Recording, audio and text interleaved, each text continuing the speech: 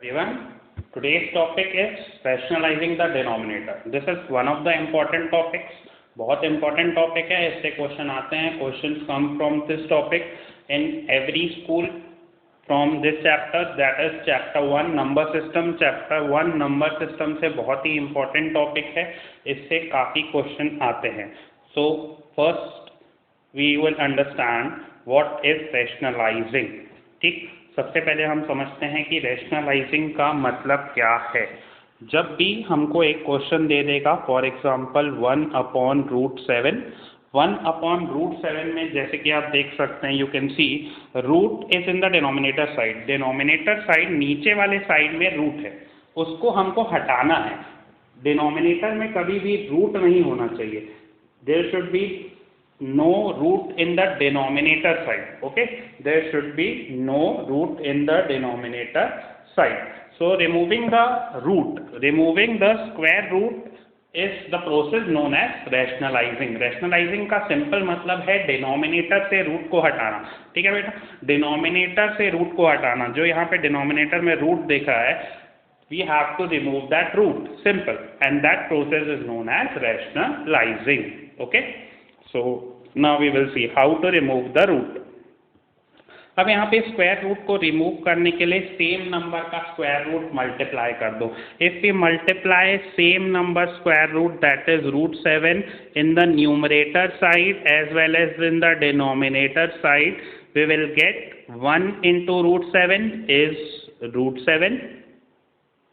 And √7 into √7, as we all know, answer will be in the under root. 7 into 7 is 49 and √49 is 7. So by simplifying this, we are getting √7/7. The answer is √7/7. As you can see now, the denominator side there is no root. The denominator side earlier it was a square root, now it has been removed. Denominator side से root को remove कर दिया गया है. तो rationalising is complete. यहाँ पे rationalise complete हो चुका है and the final answer is √7/7. Question में बेटा आपको यही आएगा कि इसको रैशनलाइज करो. You have to rationalise 1/√7. Clear. एक और एग्जांपल देख लेते हैं. ये एग्जांपल तो बहुत सिंपल था. 1/√7 बहुत सिंपल था. हम दूसरा एग्जांपल देख लेते हैं.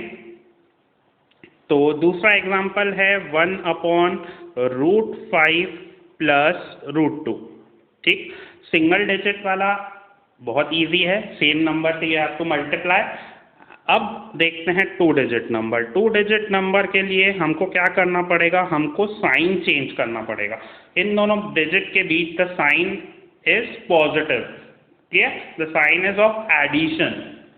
Yes, so we have to change the sign. We have to change the sign to negative, that is minus.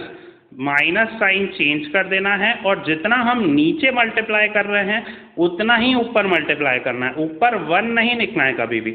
जितना नीचे मल्टीप्लाई हो रहा है same as it is you have to multiply in the numerator side also.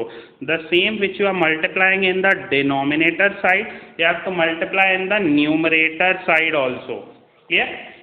अब पहले दोनों denominator का multiplication देखते हैं. आराम से पहले दोनों डिनोमिनेटर का मल्टीप्लिकेशन देखते हैं. First we will see the multiplication of denominator side. Okay, तो डिनोमिनेटर्स में साइड में ऐसे आप देखेंगे तो एक आइडेंटिटी फॉर्म हो रही है. One identity is forming which is a + b, a - b.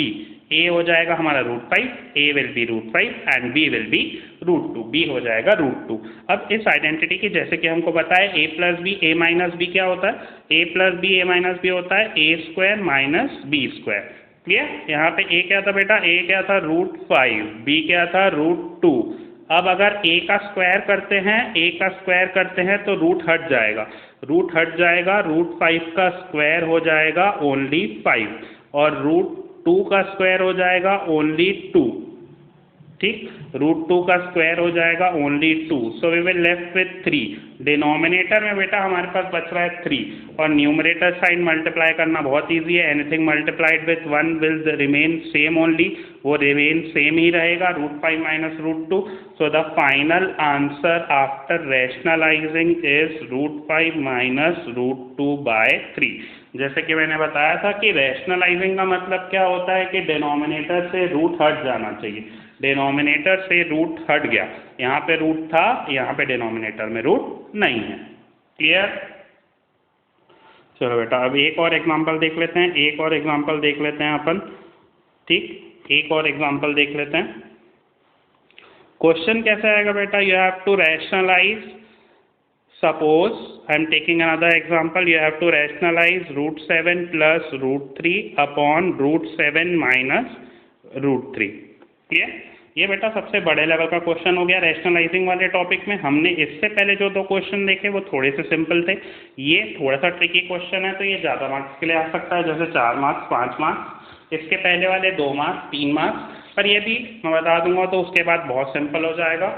Just process याद रखो। What is rationalising? Removing the square root from the denominator. Denominator side में हमारे पास क्या है? Denominator side we are having root 7 minus root 3। Denominator side we are having root 7 minus root 3। So हमको क्या multiply करना है? साइन चेंज करके। अभी डिनोमिनेटर साइड में दोनों के बीच क्या है? माइनस, तो we have to change the sign to plus root 7 plus root 3। अब जितना डिनोमिनेटर साइड में मल्टीप्लाई किया है उतना ही न्यूमरेटर साइड में भी मल्टीप्लाई करो। Clear? Again first we will solve the denominator side. पहले दोनों डिनोमिनेटर को मल्टीप्लाई करते हैं, जैसे कि रूट 7 माइनस रूट 3 और रूट 7 प्लस रूट 3। ये कौन से फॉर्म का है बेटा? a plus b, a minus b, जैसे कि इसके पहले क्वेश्चन में भी देखा था, a plus b, a minus b is a square minus b square. Now we will identify a will be root 7, a will be root 7 and b will be root 3. a will be root 7 and b will be root 3. तो यहाँ पे क्या हो जाएगा? Root 7 का square minus root 3 का square. Root 7 का square क्या होगा बेटा? 7 एंड रूट 3 का square 3। 7 minus 3 is 4। Clear? 7 minus 3 is 4। तो डिनोमिनेटर साइड हमारा क्या आएगा? 4। क्लियर? अब बारी आती है न्यूमरेटर साइड। ठीक, रैशनलाइजिंग तो हो गई, डिनोमिनेटर से रूट तो हट गया, बट न्यूमरेटर में भी कुछ लिखना पड़ेगा। सो न्यूमरेटर साइड के लिए रूट 7 प्लस रूट 3 2 बार है, तो हम इसको ऐसे भी लिख सकते हैं, रूट 7 प्लस रूट 3 का whole square, sorry root 7 plus root 3 का होल स्क्वायर। क्लियर? अब हमको कौन सी आइडेंटिटी लगानी पड़ेगी? a plus b whole square, a plus b whole square which is a square plus 2ab plus b square। क्लियर? यहाँ पे a क्या हो जाएगा? a हमारा root 7, a will be root 7 and b will be root 3, b will be root 3। तो सबसे पहले a का स्क्वायर यानी रूट 7 का square, square of root 7 will be 7, then 2a b। अब बेटा इसको ध्यान से मल्टीप्लिकेशन देखो, यहाँ पे मल्टीप्लिकेशन कैसे होगा? स्क्वायर रूट वाले आपस में मल्टीप्लाई हो सकते हैं, स्क्वायर रूट वाले आपस में मल्टीप्लाई हो सकते हैं, बट आंसर को स्क्वायर रूट के अंदर ही लिखना है। The answer will be inside the square root only. So 7 into 3, 7 into 3 is 21, but it will be inside the root 21, then 2 will be as it is। Clear? So we will get the multiplication of 2 into root 7 into root 3 as 2 root 21। Clear?